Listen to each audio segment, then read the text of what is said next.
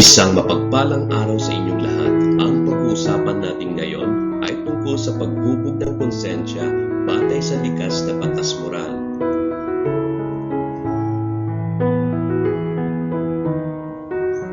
Ito ang ESP Grade 10, Module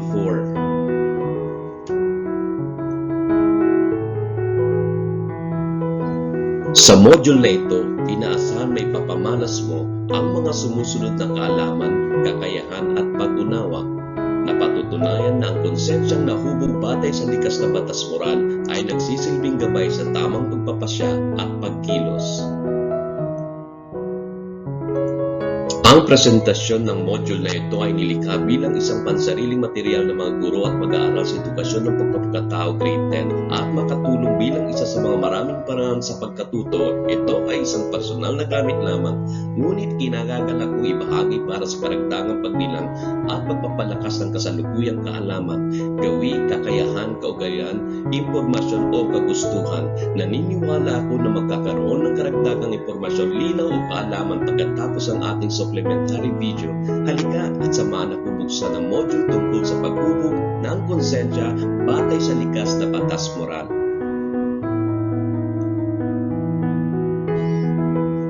Tara, ating unawain at pagnilayan ang mga sumusunod. Sa bawat kilos mo, anong uri ng tao ang binubuo mo sa iyong sarili? Nakatitiyak ka ba na mabuti ang bawat pasya at kilos mo?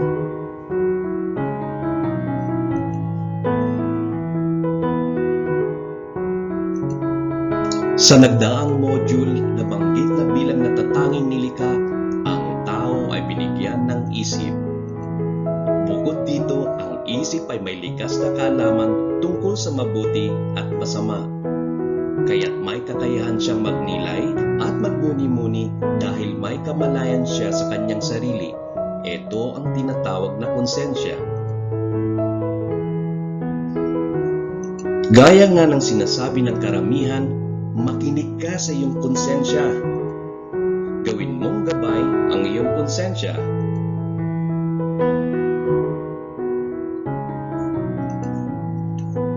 Ang konsensya ay ang batayan ng kaisipan sa paghuhusga ng tama o mali.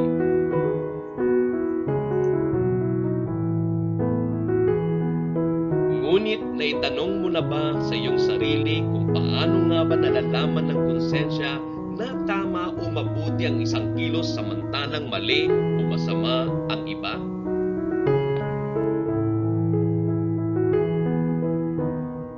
Ibig bang sabihin nito ay laging tama ang hatol ng konsensya at hindi ito kailanman nagkakamali? Kaya mahalagang masagot ang tanong na paano hubugin ang konsensya upang magsilbing gabay sa mabuting pagpapasya at pagkilos?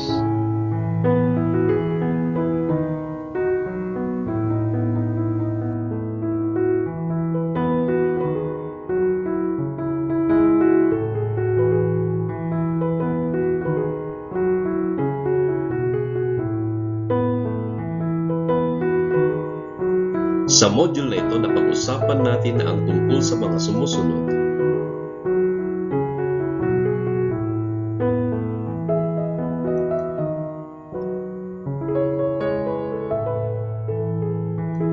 Ating napag-aralan na ang konsensya ay ang munting tinig sa loob ng tao. Ito ang batayan ng kaisipan sa paghuhusga ng tama o mali. Ito ay nagbibigay ng payo at nag-uutos sa tao sa gitna ng isang moral na pagpapasya kung paano kumilos sa isang konkretong sitwasyon.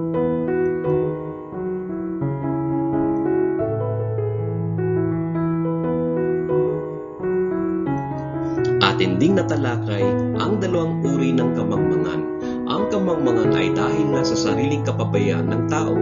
Nangyayari ito kapag may nararamdaman ng taong pag-aalinlangan ngunit walang pagsisikap na maunawaan ng tunay na mabuti at masama.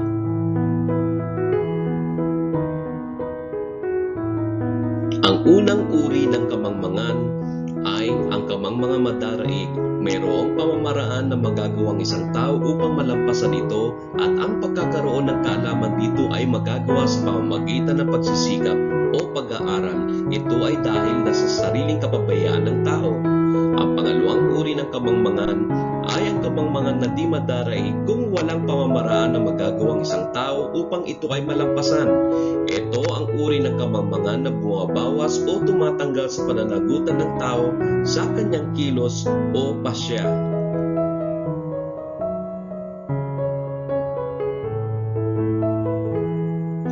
Atin ding natalakay ang mga yugto ng konsensya. Una, alamin at naisin ang mabuti. Pangalawa, ang pagkilati sa partikular na kabutihan sa isang sitwasyon. Pangatlo, pagsusuri ng sarili o pagninilay. Pang-apat, paghatol para sa mabuting pasya at kilos.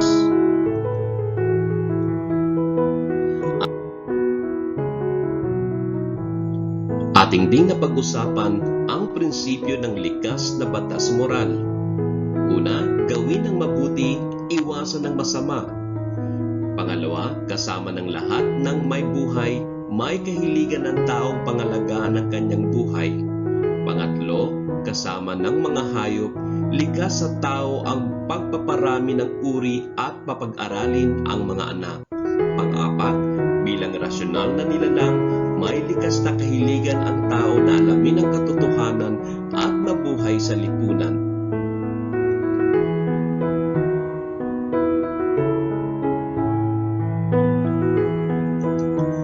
Sa ating buhay, marami tayong mga katanungan. Nakagagawa tayo ng mga pasya na maaaring makaapekto sa ating pamumuhay.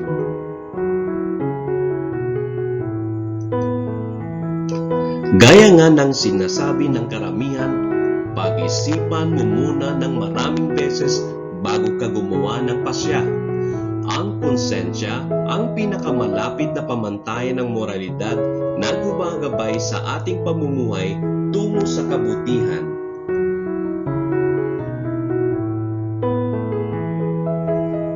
Ating unawain ang mga sumusunod. May kasabihan na sa huli ang pagsisisi. Naranasan mo na bang pasya na pinagsisihan mo ang epekto nito? Maaring may nasaktan ka sa iyong nagawang pasya.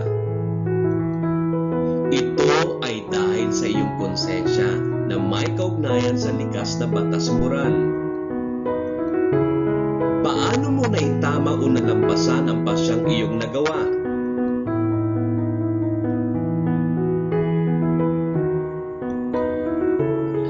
Ano ang kaugnayan ng konsensya sa likas na batas moral?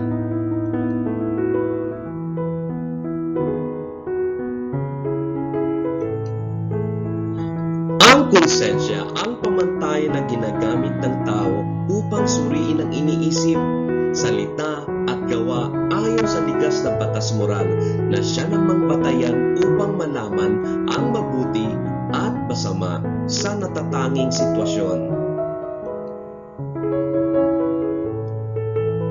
Sa pamamagitan ng konsensya, nakagagawa ang tao ng pagpapasya at nasusunod ang batas moral sa kanyang buhay.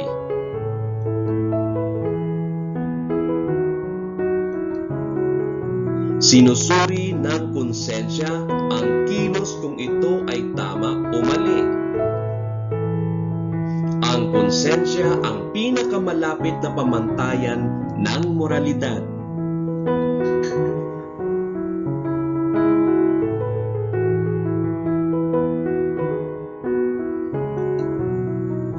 Paano huhubugin ang konsensya upang magsilbing gabay sa mabuting pagpapasya at pagkilos?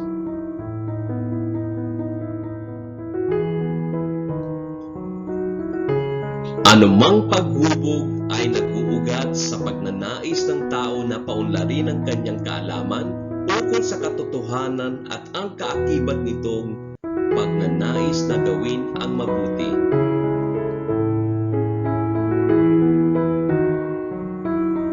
Narito naman ang mga antas ng paghubog ng konsensya. Una, ang antas na likas na pakiramdam at reaksyon. Nagsisimula ito sa pagkabata. Hindi alam ng bata kung ano ang tama o mali. Umaasa lamang siya sa mga paalala, paggabay, at pagbabawal ng kanyang mga magulang o ng mga mas nakatatanda.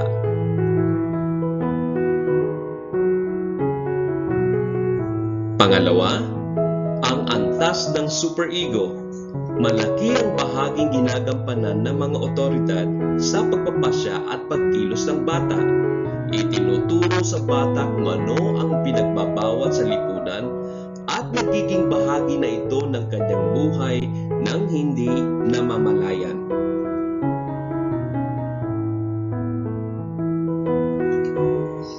Ang pangatlong antas ng paghubog ng konsensya ay ang antas ng pagkilos ng konsensyang moral. Sa paglipas ng panahon, alam na niya kung ano ang tama at mali. Namulat na sa epekto sa sarili ng pagkiling sa mali at sa masama. At sa proseso ng paghubog ng konsensya, gagamitin niya ng mapanagutan ang mga sumusunod.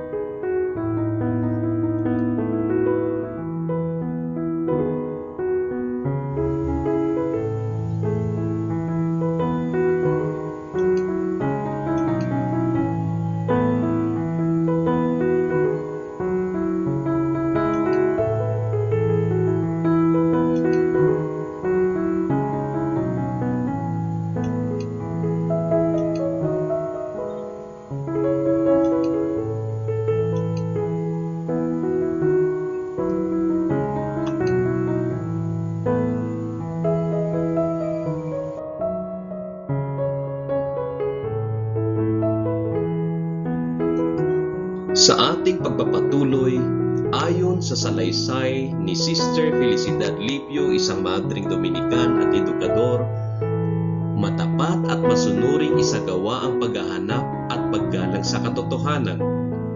May pakikita ang pananagutan sa kilos kung gagawin ang mga sumusunod. Una, kilalanin at pagnilayan ang mga tunay na pagpapahalagang moral na sangkot sa isang kilos. Pangalawa, suriin ang mga sariling hangarin upang patiyak na kumikilos sa mga mabuting layunin at hindi mula sa makasariling interes. Pangatlo, unawain at pagnilayan ang mga karanasan at hamon sa buhay.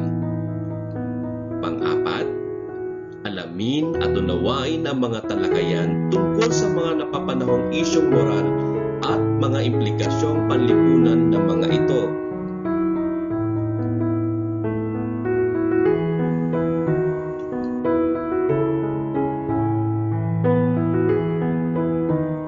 Ayon sa pangalawa niyang salaysay, naglalaan ng panahon para sa regular na panalangin. Ang pakipag-ugnayan natin sa Diyos ay nakatutulong sa pagpapanatag ng kalooban, paglinaw ng pag-iisip at kapayapaan ng puso.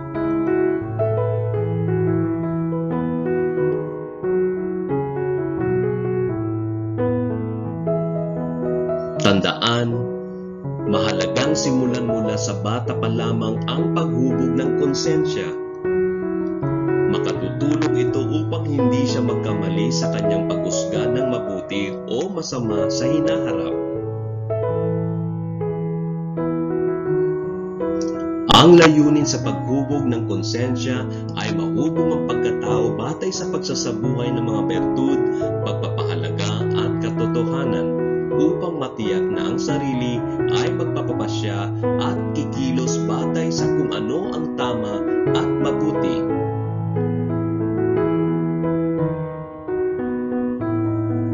Upang higit na mapaunlad ang paghubog ng konsensya, makabubuti na humingi ng paggabay sa sumusunod.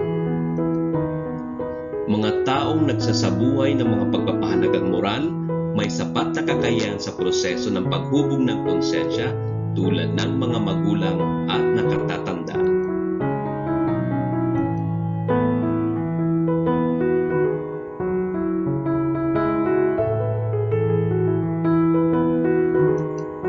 Sa simbahan mula sa mga turo, panulat at magandang halimbawa ng mga pari, pastor, madre, at iba pang namumuno dito.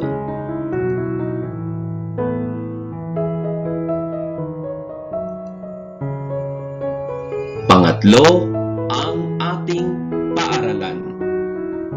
Ang ating pangalawang tahanan at mga guro na kinikilalang pangalawang magulang.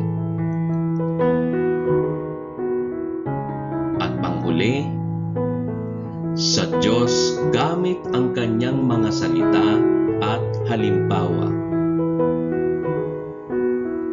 Ito ang ating mga instrumento upang higit na mapaunlad ang paghubog ng konsensya, makabubuti na yakapin natin ang mga ito.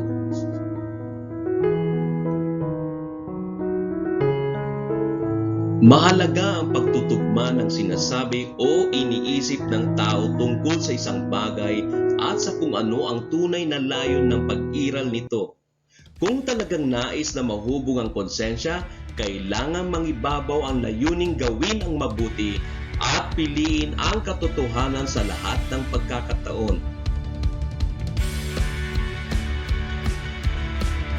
Hinuhubog natin ang ating konsensya kapag kumikilos tayo ng may pananagutan. Nawawala ang dangal ng konsensya kapag ipinagwawalang bahala ng tao ang katotohanan at kabutihan.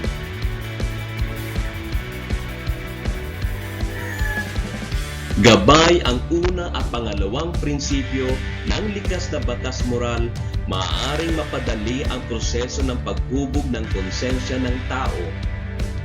Kung isa sa puso ng lahat ng tao ang mga prinsipyong ito, malinaw ang magiging gabay ng tao sa kanyang kilos at pagpapasya.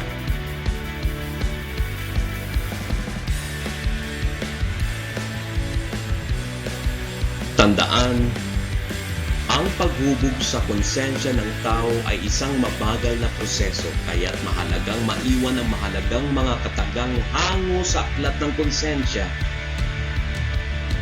Ang ating mga pagkabigo ay daan tungo sa ating pag-unlad. Tinatawag tayo upang maging ganap sa salita at gawa. Kung ano tayo at kung magiging ano tayo ay nakasalalay sa ating mga moral na gawain. Ang mga gawain ito ay humuhubog sa ating pagkatao, pag-uugali at buong buhay.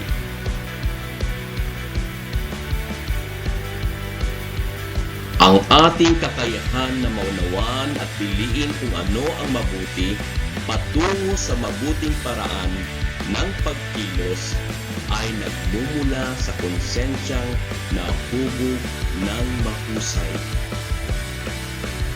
Ang pagsunod sa utos ng konsensya ay hindi lamang ang paggawa ng mabuti kundi higit sa lahat ang pagiging mabuting tao, ang pagpapakatao.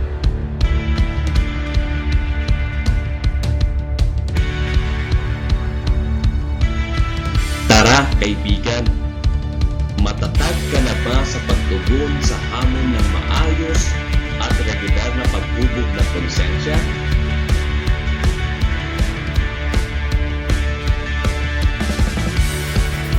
At dito nagtatapos ang ating module. Maraming salamat po.